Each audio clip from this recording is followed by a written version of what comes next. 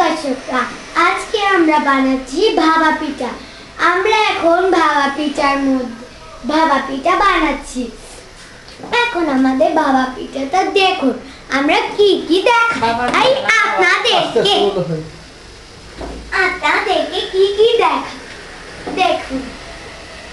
এতে আমরা ভাপা পিঠাটাকে আস্তে আস্তে নিচ্ছি, কারণ এটা আপনারা ভাঙতে পারবেন না। যদি ভাঙে তাহলে এটা খেতে পারবেন না, কারণ ভাঙলে এটা হবে না। আপনারা এটাকে ঢালবেন তাও আস্তে আস্তে, কারণ এটা ভাঙা এখন থেকে সম্ভব হয়ে যাবে।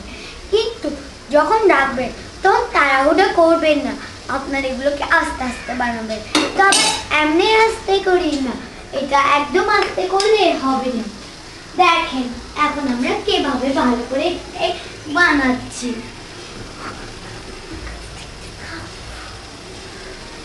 দেখ, এখন আমরা আমাদের গুড় সব কিছু নিয়ে নিয়েছি।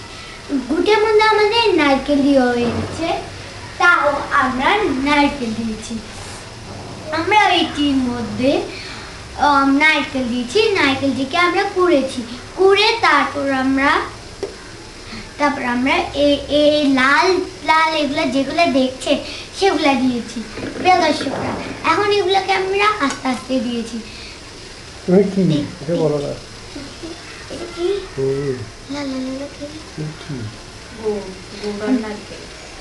আমরা গুড় এবং নারকেল দিয়েছি, যেমন কি এটা লাল, এটা মিশিয়ে ফেলেছি।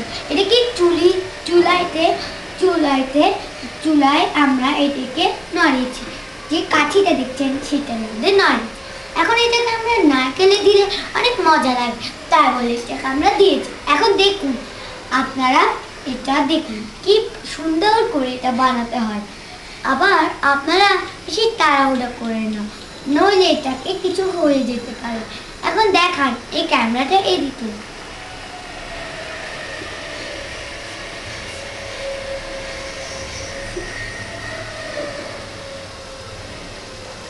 হাত থেকে আস্তে এবং আস্তে আস্তে করে নিচ্ছেন। আপনারা যেভাবে দেখছেন এটাকে তাড়াহুড়ো করছে, আসলে এটা তাড়াহুড়ো না, এটা হচ্ছে যে সুন্দরভাবে আস্তে আস্তে।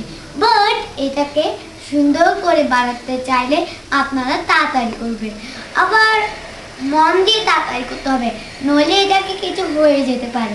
যদি হয়ে যায়, আর আমরা যদি এটাকে দেখতে দিই এক্স্যাক্টলি, তাহলে এটাকে সুন্দর হয়ে হতে হবে, নইলে এটা ভাপা পিঠা নাম হচ্ছে না। আপনারা চাইলে বড় করে বানাতেও পারবেন, কারণ বড় করলে কিছু হবে, কিন্তু এটাকে ভাঙতে পারবেন না, সেটা আপনারা বেশি করে মনে রাখবেন। প্রিয় দর্শকরা, দেখতে থাকুন, এটা এত সুন্দর করে হচ্ছে। এটা সুন্দর করে নারকেল গুড় দিচ্ছে। প্রিয় দর্শক, আপনারা যে গুড়টা দেখছেন সেটা অনেক লাল।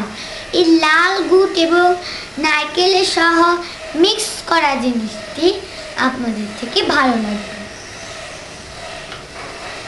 এটির টেস্টটাও মিষ্টি, কারণ আমরা চামচ করে যা আপনাদেরকে দেখালাম সেটা মিষ্টি জিনিস, তাই বলে নারকেলের সাথে